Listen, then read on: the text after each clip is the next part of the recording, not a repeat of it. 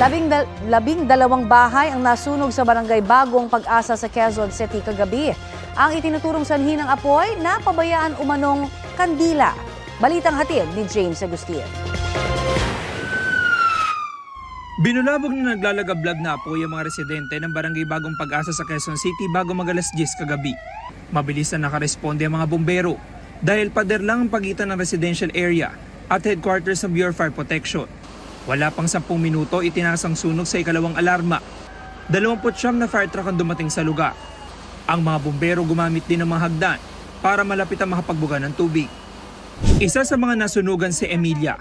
Iilang damit at appliances lang daw ang kanyang naisalba. Nagsisigawan doon sa taas. Ngayon, lumabas ako. Sabi niya, "Nanay, may sunog. Saan?" "Dito sa katabi ng bahay mo." Ay, nandiyan na yung sunog. Bababa na yung sunog.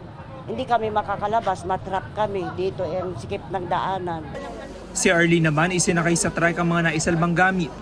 Nanlulumo siya dahil wala na silang babalik ang bahay ng kanyang asawa. Malakas ng apoy.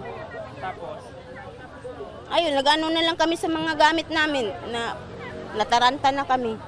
Ayon sa mga taga-barangay, 12 bahay ang nasunog. Inaalam pa ng mga bumbero ang kabuang bilang ng mga pamilyang naapektuhan.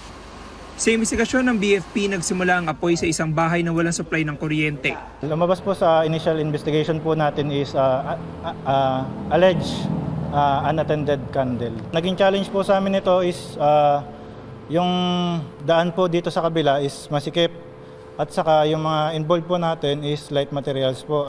Alas 10:25 kagabi nang tuluyang maapula ang apoy. Nananawagan ng tulong ang mga nasunugan. Nasunugan po kami. Wala po kaming naisalbang gamit. Kahit damit lang na wala.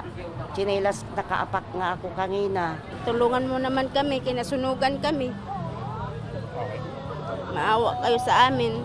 James Agustin, nagbabalita para sa GMA Integrated News.